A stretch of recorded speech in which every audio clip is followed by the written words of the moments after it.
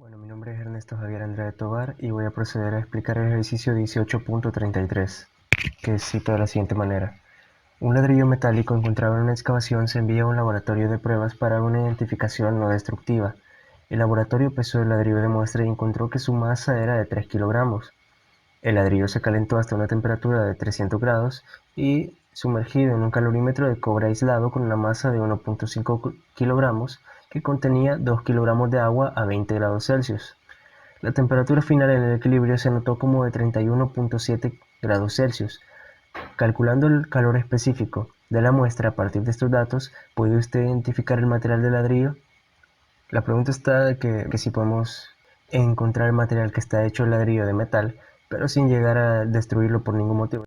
Pero nos piden de que siendo no destructivo, podamos identificar el ladrillo. Sabemos que las fórmulas del calor podemos hacerlo, encontrándolo como dice ahí por el calor específico. Vamos a ver entonces el ladrillo en cuestión. Dice que el ladrillo se calienta a una temperatura de 300 grados Celsius y se sumerge en un calorímetro que contiene tanto cobre como agua, ambos en equilibrio entre sí con sus respectivas masas. Dice que la masa del ladrillo es de 3 kilogramos a 300 grados Celsius. La masa del cobre viene siendo a 1.5 kilogramos a 20 grados Celsius, junto con la masa del agua, que es 2 kilogramos, que también está a 20 grados Celsius. Entonces, sabemos que la fórmula de calor viene siendo calor o cantidad de calor es igual al calor específico del material que estamos analizando por la masa del material por la diferencia de temperatura. Temperatura final menos la temperatura inicial, el delta de temperatura. Entonces sabemos bien que el calor en sí se transfiere del más caliente al más frío hasta encontrar un equilibrio térmico entre ambos. Y ese equilibrio térmico lo denotamos como la temperatura final de todo el sistema, que viene siendo 31.7 grados Celsius. Para encontrar el equilibrio del sistema en sí, vamos a denotar que va a ser el calor del ladrillo, va a ser igual al calor del calorímetro. Entonces, el calor del ladrillo va a ser igual al calor del agua más calor del cobre, pero como sabemos que el calor es igual al calor específico por la masa por el delta de temperatura, reemplazamos esos datos abajo. Entonces nos queda que el calor específico del ladrillo, que es nuestra incógnita, calor específico del ladrillo por la masa del ladrillo, que es, ya la tenemos ahí, por la diferencia de temperatura del ladrillo, es igual al calor específico del agua por la masa del agua por el delta de temperatura del agua más el calor específico del cobre por la masa del cobre por la diferencia de temperatura en el cobre. Entonces solamente reemplazamos datos. El calor específico del ladrillo por 3 kilogramos de la masa del ladrillo por la diferencia de temperatura, que en este caso viene siendo temperatura de 300 grados, la temperatura más alta que registramos, pero como va a perder, entonces va a ser menos 31.7 grados Celsius. Todo eso va a ser igual a 2 kilogramos de la masa del agua por el calor específico del agua, que es 4190 joules sobre kilogramo por Kelvin, por la diferencia de temperatura en el agua, que viene siendo 31.7 menos 20 grados, que por ende sabemos que va a aumentar la temperatura por causa del ladrillo, porque el ladrillo disminuye, el agua va a aumentar. Entonces nos va a quedar 31.7 menos los 20 grados iniciales. Todo eso más el calor específico del cobre, que es 390 joules sobre kilogramo por Kelvin, por la masa del cobre, que viene siendo 1.5 kilogramos, por la diferencia de temperatura en el cobre, que al igual que el ladrillo, que el agua, perdón, viene siendo el mismo cambio de temperatura, 31.7 menos 20, porque la temperatura en el cobre va a aumentar debido a la temperatura elevadísima del ladrillo. Entonces, obtenemos que el calor del ladrillo, el calor específico del ladrillo por 804.9 es igual a 98.046 más 6.844.5. Al hacer esa sumatoria vamos a tener que el calor específico del ladrillo por 804.9 es igual a 104.890.5.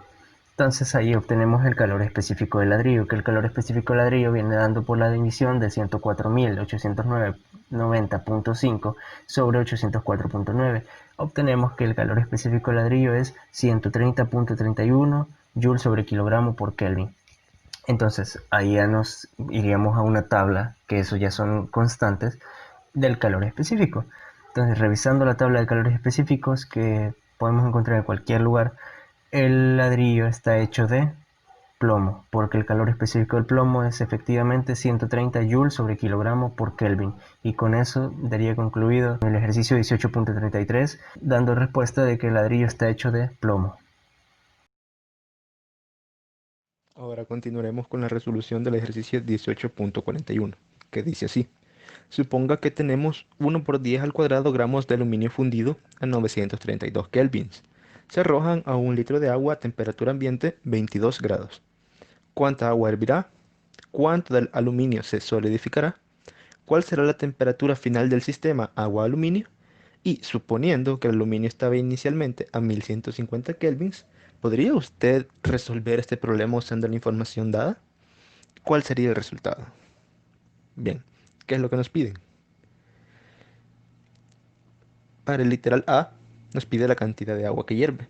La anotaremos como la masa del vapor. El literal B nos pide la cantidad de aluminio que se solidifica. La anotaremos como masa del aluminio sólido. El literal C nos dice cuál es la temperatura del sistema agua-aluminio. Eso quiere decir que nos piden la temperatura en equilibrio. La anotaremos como temperatura equilibrio. El literal D lo dejaremos para más adelante. ¿Qué datos tenemos? El ejercicio nos proporciona los siguientes 4 datos: la masa del aluminio, la masa del agua, la temperatura del aluminio y la temperatura del agua. Pero otros datos que necesitamos saber para resolver el ejercicio son la temperatura del agua hirviendo, el calor específico del agua, el calor específico del aluminio y el calor de fusión del aluminio. Para los literales A y B, necesitamos encontrar el calor necesario para solidificar el aluminio y el calor necesario para calentar el agua a 100 grados Celsius o 373 kelvins. Comparar esto nos ayudará a determinar lo que sucede con ellos. Primero, el calor necesario para solidificar el aluminio lo podemos encontrar con la fórmula de la cantidad de calor en un cambio de fase. Solo necesitamos la masa del aluminio y el calor de fusión de este mismo. Reemplazamos los datos y nos da el siguiente resultado. Ahora, el calor necesario para hervir el agua lo encontramos con la fórmula de la capacidad calorífica del agua. Solo necesitamos la masa del agua, el calor específico del agua y el cambio de temperaturas, que sería la temperatura del agua hirviendo menos la temperatura del agua a temperatura ambiente. Reemplazamos los datos y nos da el siguiente resultado. Como podemos ver, el calor necesario para solidificar el aluminio es menor que el calor necesario para hervir agua. Por lo tanto, el aluminio derretido no tiene suficiente calor para hervir el agua. Eso quiere decir que la cantidad de agua que hierve es cero, o sea, no hierve nada de agua. Y eso también quiere decir que la cantidad de aluminio que se solidifica es toda la que teníamos inicialmente. Para el literal C podemos encontrar la temperatura de equilibrio con las fórmulas de capacidad calorífica o cambio de temperatura. Sin embargo, al momento de armar nuestra ecuación, debemos de tomar en cuenta que la temperatura en equilibrio afecta tanto al aluminio como al agua, o sea, es la misma para ambos. Eso quiere decir que tenemos que igualar el cambio de temperatura del aluminio junto con su fase al cambio de temperatura del agua. Como saben, la fase del aluminio solo necesitamos su masa con su calor de fusión, y con su cambio de temperatura necesitamos tanto la masa, el calor específico y la diferencia de temperaturas. Y para el cambio de temperatura del agua, necesitamos su masa, su calor específico y su cambio de temperatura. Aquí multiplicamos la masa del aluminio por el calor específico del aluminio, lo multiplicamos por sus diferenciales de temperatura. Y lo mismo hacemos para el agua. Mandamos a un lado de la ecuación la variable de temperatura en equilibrio y para el otro lado mandamos el resto de variables. Sacamos factor común, la temperatura en equilibrio. Luego mandamos a dividirla, reemplazamos los datos que tenemos y nos da que la temperatura en equilibrio es igual a 317.64 kelvins. Ahora bien, para el literal D, el enunciado nos decía Suponga que el aluminio estaba inicialmente a 1150 kelvins. ¿Podría usted todavía resolver este problema usando la información dada? ¿Cuál sería el resultado? Pues utilizando solo los datos del ejercicio, la respuesta es no. No es posible resolver el ejercicio sin saber el calor específico del aluminio en ese estado, o sea, en el estado líquido. Este ejercicio corresponde a la guía relacionada a calor y primera ley de la termodinámica, el cual es el literal 18.50, que nos dice que un cubo de hielo a 0 grados centígrados mide 10 centímetros en cada arista. Este cubo de hielo reposa sobre un bloque de cobre con una sección transversal cuadrada de 10 centímetros por un lado y una longitud de 20 centímetros. El bloque se sumerge parcialmente en una gran tina de agua a 90 grados centígrados. La incógnita del problema es que en cuánto tiempo se va a fundir o derretir el cubo de hielo. El ejercicio también nos da la densidad del hielo, la cual es 917 kilogramos sobre el metro cúbico. Para resolver dicho ejercicio se necesita saber cuánto calor se necesita para derretir el hielo. Entonces, la cantidad de calor o la ecuación de la cantidad de calor se da por el producto de la masa del elemento por su calor latente de fusión. Pero como no se cuenta con ninguna masa, se puede dejar dicha masa en función de la densidad del objeto que nos la da el problema y dicho volumen, que también no nos lo da directamente, pero se puede encontrar elevando al cubo el valor de la arista, el cual es 0.10 metros, también multiplicado por su calor latente de fusión. Entonces también se va a necesitar la ecuación de la potencia para poder determinar el tiempo. Y la potencia o la ecuación de la potencia es igual al cociente de la cantidad de calor sobre el tiempo. Pero también la potencia está definida por el valor o la constante de conductividad térmica por el área de la superficie multiplicado por la temperatura del agua menos la temperatura del hielo, dividido sobre la longitud. Teniendo en cuenta que la potencia es igual, se igualan las ecuaciones, para la redundancia, y de ahí, de esa ecuación, se puede despejar el tiempo. Y el tiempo entonces queda definido como la cantidad de calor multiplicada por la longitud sobre la constante de conductividad térmica por el área de la superficie multiplicado por la temperatura del agua menos la temperatura del hielo. Pero como repito, tenemos que la cantidad de calor es igual a la masa del elemento. Pero como no contamos ninguna masa, pero habíamos dicho con anterioridad que la masa se puede dejar en función de densidad y de volumen, se tiene que el tiempo es igual a la densidad del objeto por el volumen de dicho objeto, por el valor de su calor latente de fusión, por la longitud dada, sobre la constante de conductividad térmica por el área de la superficie multiplicada por la temperatura del agua menos la temperatura del hielo. Sustituyendo dichos datos, tenemos que la densidad del bloque de hielo, que ya es el número del problema, es 917 kilogramos sobre el metro cúbico. También tenemos que el volumen del bloque de hielo se da o se obtiene a partir de elevar al cubo el valor de la arista, que es 0.10 metros, el cual es 1 por 10 a la menos 3 metros cúbicos, por el valor de su calor latente de fusión por la longitud dada. Esto dividido sobre la constante de conductividad térmica por el área de la superficie dada y también por la temperatura del agua menos la temperatura del hielo. Pero debido al análisis dimensional que se maneja en esta ecuación, debemos transformar los grados centígrados a grados Kelvin. Entonces se da que los 90 grados centígrados, el cual es la temperatura del agua, se transforma en 363 grados Kelvin y los 0 grados a los cuales está el hielo se transforma a los 273 grados Kelvin. Entonces, realizando las operaciones, se obtiene que el tiempo o, o se tiene también que el cubo de hielo tarda 17.63 segundos en derretirse. Yo explicaré el ejercicio 18.58 de la guía de termodinámica, el cual dice lo siguiente. El agua es un excelente refrigerante como resultado de su gran capacidad calorífica. Calcula la cantidad de calor que se requiere para cambiar la temperatura de 10 kilogramos de agua en 10 Kelvin. Ahora calcule la energía cinética de un coche con masa igual 1 por 10 a la 3 kilogramos, moviéndose a una rapidez de 27 metros sobre segundo y compara las dos cantidades. Para el primer caso utilizamos la ecuación Q es igual a C por M por delta de T, donde Q es la cantidad de calor, C es la capacidad calorífica específica, M es la masa y delta de T es el cambio de temperatura.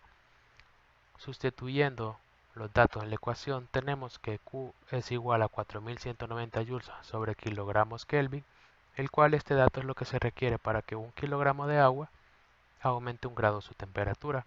Este lo multiplicamos por la masa que son 10 kilogramos y lo multiplicamos por la temperatura que son 10 Kelvin.